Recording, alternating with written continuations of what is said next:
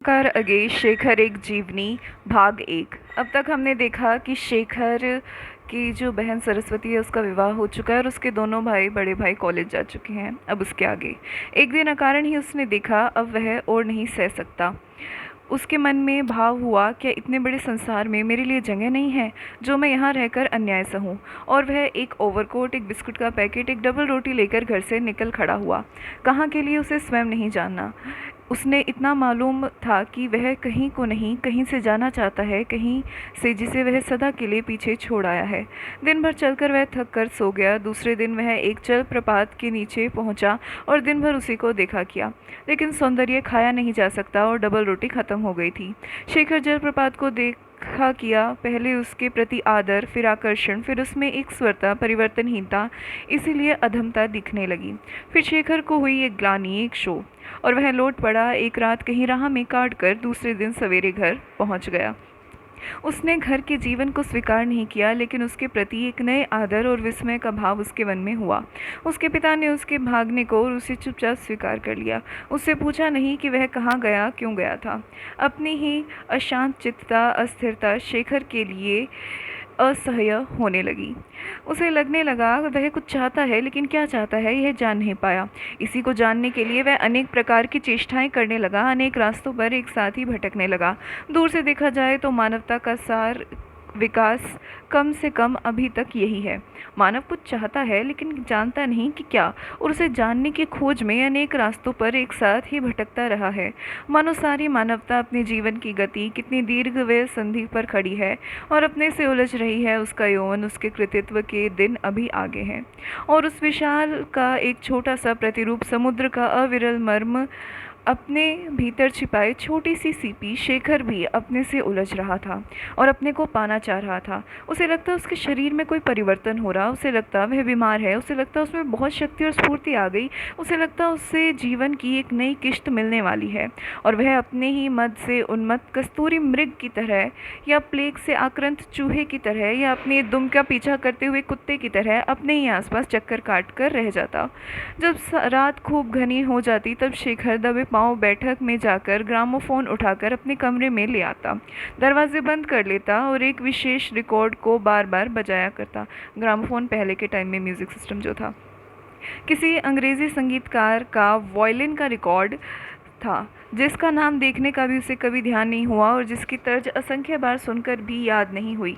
लेकिन उसके आरंभ में ही जब एक भरे हुए मंद स्वर के बाद एकाएक तीखी पुकार सी होती, तब शेखर को लगता उसके इस अकस्मात बलिष्ठ तीखेपन ने मानो शेखर के बाहर कोई झिल्ली सी चीर दी, और वह रेशम के कीड़े की तरह या तितली की तरह किसी परकीय बंधन से बाहर निकल आया, और वह उसी रिकॉर्ड को कभी कभी उस उतने अंश को बार बार बजाता जाता और पाता कि वह पुराना नहीं होता है। शेखर उस तल पर से भूमि पर नहीं उतरता और वह बत्ती बहुत धीमी कर देता और कभी रोने लगता। उसके स्वप्न भागते, ओ तू संगीत, तू कहाँ की, किसकी पुकार है, कहाँ जाने की प्रेरणा मुझे देता है, मैं जो बद्ध हूँ, किसी मुक्ति का वचन, किसी अबाध का दिया वचन मुझे सुनाता है।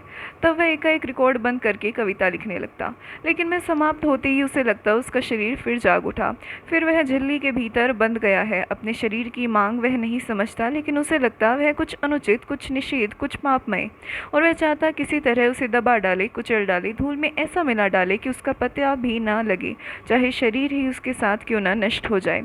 वह मन उस पर से हटाना चाहता, यह तो वह जानता नहीं था कि इसका साधन क्या है, लेकिन कविता में रुचि थी और इसीलिए उसे आशा थी कि वह उसमें अपने को भुला सकेगा। वह हर समय हर प्रकार की कविता पढ़ने लगा।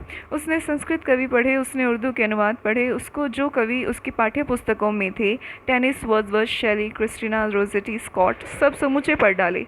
पर उसने वे कवि पढ़ने आरंभ किए जो उसकी पुस्तक में नहीं थे, लेकिन जिनके नाम उसने पढ़े या सुने थे। कीट्स, बॉलरन, रोस्टी, स्विनबर्ग, अनुवाद में टासो और दांते तक कुछ उसने समझा, अधिकांश नहीं समझा, लेकिन जहाँ नहीं समझा वहाँ मानो अपने को दबाने, दंडित करने के लिए और भी निष्ठा से पढ़ा।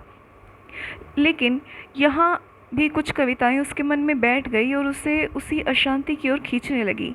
टेनिस की लेडी ऑफ शैलॉट में क्वीन और इनोनी की मृत्यु की ये पंक्तियाँ, ah me, my mountain shepherd that my arms were wound about thee, and my hot lips pressed close, close to thine in that quick falling dew of fruitful kisses, thick as autumn rains, flash in the pools of whirling semois। नीचे अनुवाद है। इन्हें पढ़कर उसका शरीर तन उठता, उसकी बाहें कांपने लगती और उसका सर घूम उठता। और जिस दिन पहले पहल रोज़ेटी की 2 पंक्तियाँ उसने कहीं उद्धृत देखी, beneath the glowing throat the breast half globe like folded lilies deep set in stumps, उस दिन उसे लगा उसके भीतर एकाएक बल का इतना असहज स्रोत उमड़ आया कि उसे रोमांच हो आया। वह विवश बाहर निकला। कुछ न पाकर उसने कुल्हाड़ी उठाई और रसोई के पीछे जाकर कितनी ही लकड़ियों की चैलियाँ बना डाली। तब आकर वह फिर लेडी नार्टन की एक कविता पढ़ने लगा, I do not love the, और उसे लगा वह कुछ शांति पा रहा। कुछ कविताएं ऐसी भी जिन्हें पढ़ के उन्हें न समझने पर भी उसे शांति मिलती, यद्यपि वह बहुधा एक व्यथित और अस्थिर सी ही शांति होती। रोज़ेटी की ब्लेस्ड डेमोजल की ये पंक्तियाँ, like a vapour worn and mute, like a flame so let it pass, one low sigh across her lute, one dull breath against her glass, and to my sad soul, alas, one salute, cold as when death's foot shall pass। यो वे जहाँ प्रेमी अपनी अत्यंतता प्रेसी ये हो चुका, nothing the autumn falls of leaf. And Swinburne की कुछ कविताएं जिन्हें पढ़ते हुए वह सहसा ज़ोर से पढ़ने लगता, उसके शब्दों में ही ऐसी वाद्य करने वाली लय थी। और हाँ, कालिदास का अज विलाप, जो उसे अब याद आया, सरस्वती भी कई बार गाया करती थी। तगियम यदि जीविता पहा हृदय की निहिता न हंति मामह। और मानो एकाएक उसका सारा व्यक्तित्व ही मृत्यु मांग उठता और दोहराता, किम न हंति मामह। इस प्रकार शेखर अपने ही प्रवाह में बहा जा रहा था, लेकिन बीच बीच में ऐसे भी क्षण आते जब सब कुछ उसके लिए जैसे बहुत स्पष्ट, बहुत सीधा, बहुत परिचित हो उठता था। वैसे क्षण जैसे एक क्षण चित्र रोज़ेटी ने अपनी एक कविता में खींचा, आकस्मिक आलोक, और तब इस अत्यधिक प्रकटता से ही उसे दुख होता था। एक दिन रोज़ेटी पढ़ते पढ़ते उसने किताब बंद कर दी और आंखें भी बंद करके गुनगुनाने लगा, Such a small lamp illumines on this highway, so dimly, so few steps in front of my feet, yet shows me that her way is parted from my way, out of sight, beyond light, and what goal may we meet। तभी उसे वैसा एक क्षण प्राप्त हुआ। उसके भीतर किसी ने कहा, Shekhar, you are in love. और फिर समूचे शरीर ने तनकर कहा, हाँ हाँ, प्रेम करता हूँ, लेकिन किससे। कुछ ही दिन बाद उसने कहीं एक कविता पढ़ी, a lad there is and I am that poor groom that's fallen in love and knows not with whom. उसे क्रोध आया कि मेरी है जो अभूतपूर्व दशा थी, यह क्यों और किसी की भी हो चुकी है। तब शेखर ने कहा, नहीं, मैं प्रेम नहीं करता, नहीं करूँगा। और क्योंकि कविता उसे हर समय इसी की याद दिलाती, इसलिए उसने कविता पढ़ना भी छोड़ दिया। अब उसने गहन से गहन विषयों की पुस्तकें निकालकर पढ़नी शुरू की। सबसे पहले नीचे का 10 पेक, ज़ाराथुस्ट्रा, डार्विन की विकासवादी संबंधी किताबों से शंकर, विवेकानंद, रामकृष्ण परमहंस की जीवनियों, डॉक्टरी की किताबों, होम्योपैथी, मानसिक रोग संबंधी साहित्य, शरीर विज्ञान, प्राणायाम और यौगिक क्रियाओं और खाद्य विज्ञान तक पुस्तक कोई हो कैसी हो। उसने अपने दिनचर्या को बड़ा कठिन नियंत्रण में बांधा। प्रातः 5 बजे उठता, ठंडे पानी से नहाता, तौलिए से बदन रगड़ता, 5:30 बजे खिड़की के बाहर कूदकर घूमने जाना। किवाड़ खोलने पर पिता जाग जाते और शेखर अपने पता किसी को देना नहीं चाहता। उसे डर था पिता फौरन उसके प्रोग्राम में दखल देंगे और ठंडे पानी का स्नान तो अवश्य बंद कर देंगे, जिस पर शेखर का खास जोर इसलिए है कि वह सबसे अप्रिय काम है उसकी दिनचर्या में सवेरे नाश्ते नहीं करना, 10 बजे भोजन। यदि 10 बजे में 5 मिनट तक न मिल जाए तो वो क्षण फिर चाहे माँ कुछ कहे। और इस प्रकार सारा दिन नियम से बाहर कोई वस्तु नहीं खाना, किसी से बोलना नहीं, ताश नहीं खेलना। गरज यह है कि चर्या के बाहर कोई भी बात हो नहीं सकती।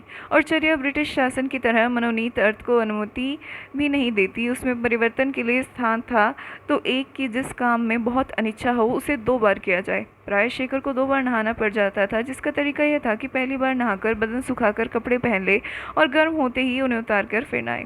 कभी रोटी में देर हो जाती तो वह नहीं खाता, माँ आग्रह करती तो नहीं सुनता मोह था, और तब वह समझ लेती कि मुझी पर क्रोध है और वह भी न खाती। एक बार उन्होंने 3 दिन खाना नहीं खाया, पर शेखर टस से मस नहीं हुआ। उसने माँ से यह भी कहा कि तुम खा लो। वह इसी पर झुंझलाता रहा कि माँ क्यों मुझे डिगाना चाहती। तीसरे दिन माँ ने कुड़कर कहा, अच्छा मुझे क्या, मरे चाहे जिए, मुझसे नहीं ये ढंग सहे जाते। और रोटी खा ली। उसके बाद उसने शेखर के काम में कुछ भी रुचि रखना छोड़ दिया, कम से कम मुंह से कभी कोई शब्द नहीं निकाला। एक दिन शेखर ने माँ को पिता से कहते हुए सुना, ये लड़का तो पागल हो जाएगा, इसे किसी को दिखाओ, इसका दिमाग खराब हो गया है। शेखर ने जाकर मूरेज फैमिली मेडिसिन निकाली और आराम से उसके पन्ने उलटने लगा। किसी नए रोग का नाम पढ़कर उसका निदान पड़ता और निश्चय हो जाता कि वह उसे है। इसी प्रकार 150 रोगों के लक्षण अपने में पाकर वह मानसिक रोगों तक पहुंचा। तब उसने देखा मेलंकोलिया भी उसे है। उसके बाद वह हाइपोकॉन्ड्रिया पर पहुंचा और उसके लक्षण पढ़ते हुए उसने पढ़ा, इस रोग का रोगी प्राय डॉक्टरी किताबें पढ़ता है और उसे वहम रहता है कि प्रत्येक रोग उसे हुआ है।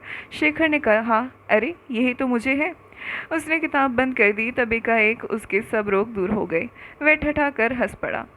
लेकिन वह शरीर के भीतर ही भीतर कुछ अशांति, कुछ प्रस्फुटन वह बंद नहीं हुआ। वह वैसा ही अनुभव करता रहा जैसे भूमि के नीचे ही नीचे अंकुर फूटने से पहले कोई बीज करता होगा, एक नए जीवन की उत्पत्ति के दबाव से फटता हुआ सा। वह एक नई दृष्टि से अपने माता पिता की ओर देखने लगा। उसके सारे उत्तरहीन प्रश्न, जिन्हें उसने किसी तरह दबा रखा था, निरंतर दबाने की चेष्टा करता जाता था। दुगने दबाव से, दुगनी शक्ति से उसने सताने में एक पार्श्विक हिंस्र सुख पाते हुए लौट लौट कर आने लगे। और उसके कुछ एक प्रश्न के जो अधूरे उत्तर उसे नौकरों से, पिता की चपरासियों से या चुरा कर पढ़ी हुई किताबों से मिले, उनसे उसकी उग्रता और भी बढ़ गई। एक दिन शेखर के माता पिता में लड़ाई होगी। झगड़े उनके कई हुए थे, गर्जन तर्जन, कुछ वर्षा, कभी कुछ दिन अनबोला, और माँ की ओर से अनाहार या कोई बड़ी बात नहीं थी। शेखर को इसकी विशेष चिंता नहीं होती थी, सिवाय इसके कि ऐसे दिनों में वह दोनों से बचकर रहने की, जहाँ तक हो सके उनके सामने न आने की चेष्टा में रहता।